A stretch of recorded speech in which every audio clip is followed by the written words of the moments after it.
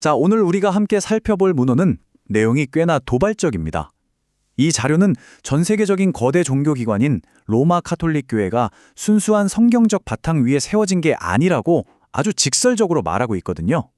오히려 고대 이교도들의 전통과 막강한 정치적 권력이 얽히고 설켜 만들어진 거대한 혼합주의적 기관이라고 강하게 주장하고 있습니다. 과연 어떤 역사적, 시각적 근거를 가지고 이런 엄청난 주장을 펼치고 있는지 오늘 철저하게 이 자료의 관점을 따라가며 하나씩 해체해 보겠습니다. 시작부터 어조가 굉장히 강렬한데요.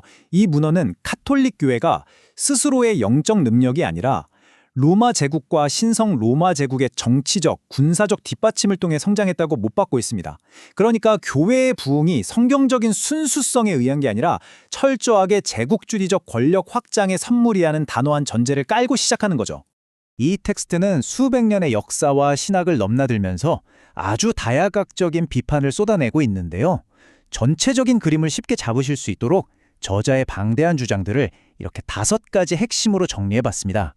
정치적 기원부터 시작해서 교리의 변화, 교황권에 대한 비판, 마리아 숭배와 바빌론 종교의 연관성, 그리고 이교도적 관습까지 쭉 한번 따라가 보시죠. 자, 그럼 첫 번째 부분, 교회의 정치적 기원부터 열어보겠습니다. 밖에 봤던 3세기의 작은 교회가 어떻게 세계를 호령해는 거대한 권력으로 탈바꿈했는지 그 역사적 기점들을 짚어봅니다. 여기서 아주 흥미로운 점은요, 저자가 교회의 성장을 로마 황제들의 행보와 아주 직접적으로 연결짓고 있다는 겁니다. 기원 후 313년 콘스탄틴 황제의 밀라노 칙명으로 마침내 신앙의 자유가 주어지잖아요. 그런데 이 자료는 오히려 이때부터 교회가 타락의 길로 접어들었다고 봅니다. 이후 330년에 수도를 이전하고 538년 유스티니안 황제가 군사력을 통해 교권을 확립하는 일련의 과정을 거치면서 황제들이 자신들의 정치적 통제력을 강화하려고 교황권을 아예 의도적으로 설계하고 키워냈다는 게 이 텍스트의 핵심 주장입니다. 정치적인 역사는 이쯤 해두고 두 번째 기둥인 교리의 변화로 넘어가 볼까요? 이 문헌은 무려 44가지의 비성경적 교리들이 추가되었다고 지적하는데요. 재미있는 건 이 거대한 신학적 변화들이 초기 교회 시절부터 있던 게 아니라는 겁니다. 431년에 마리아를 하나님의 어머니로 칭하기 시작했고 1090년에는 묵주기도가 들어왔죠. 1545년에는 교회의 전통을 아예 성경과 동등한 권위로 격상시키고 1870년에는 교황 무오류성까지 선포되잖아요. 저자는 이런 교리들이 수많은 이교도 대중을 쉽게 제국으로 흡수하기 위해서 아주 오랜 시간 동안 인위적으로 고안해낸 타협의 결과물이라고 강하게 비판하고 있습니다. 자, 이제 이 날선 비판의 화살은 교회의 가장 높은 자리, 바로 세 번째 주제인 교황권으로 향합니다. 우리가 흔히 교황하면 그리스도의 대리자나 오류가 없는 존재, 심지어 왕 중의 왕이라는 엄청난 칭호들을 떠올리잖아요. 그런데 이 자료는 아주 상반되는 역사적 기록들을 들이밉니다. 10세기 요한 12세의 도덕적 부패와 살인, 13세기 이노센트 3세 시대의 끔찍한 학살, 15세기 알렉산더 6세의 극심한 부패까지.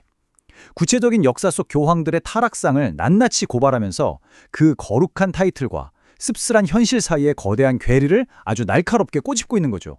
여기서 시각적으로 굉장히 흥미로운 비교가 하나 등장하는데요.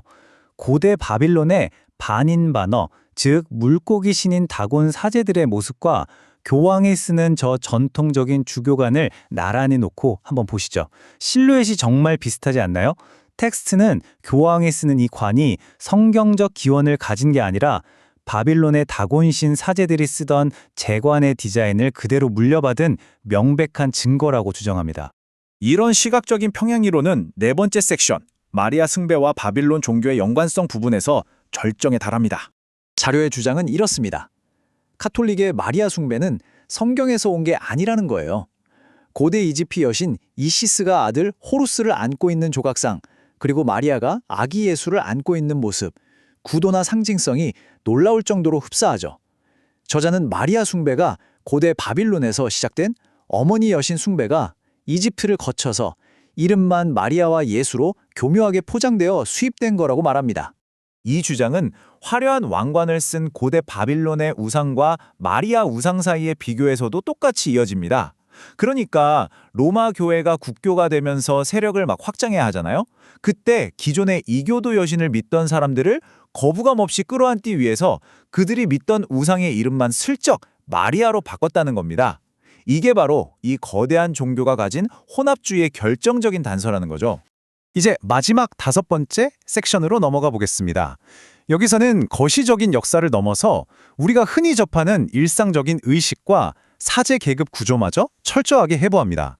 먼저 카톨릭 신자들이 자주 하는 묵주기도인데요. 성호경을 긋고 주님의 기도 그리고 성모성 10번을 계속 반복하는 이 기도 구조를 아주 꼼꼼하게 뜯어봅니다. 결론적으로 이 반복적인 패턴이 고대 이교도들이 주문을 외우던 관습과 본질적으로 같다는 거예요.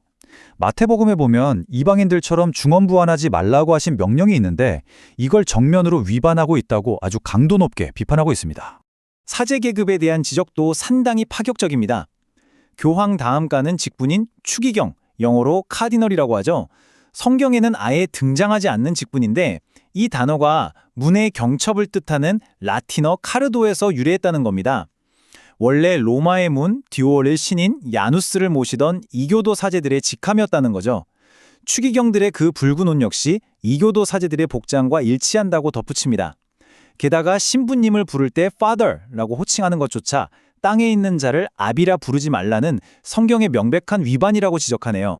자, 오늘 우리는 꽤나 논쟁적인 이 문헌이 쏟아내는 주장들을 역사적 기록과 시각적 증거들을 통해 낱낱이 살펴봤습니다. 이 자료는 분석을 마무리하며 우리에게 피할 수 없는 아주 도발적인 질문 하나를 던집니다. 전 세계를 아우르는 이 거대한 종교기관은 과연 초기 기독교의 순수성을 지켜낸 결과물인가?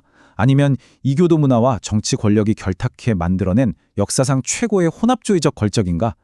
여러분은 오늘 살펴본 여러 단서들을 통해 어떤 생각이 드셨나요? 더 깊은 궁금증이 생기셨다면 오늘 다룬 이 흥미로운 역사적 연결고리들을 직접 한번 추적해 보시는 것도 좋겠습니다.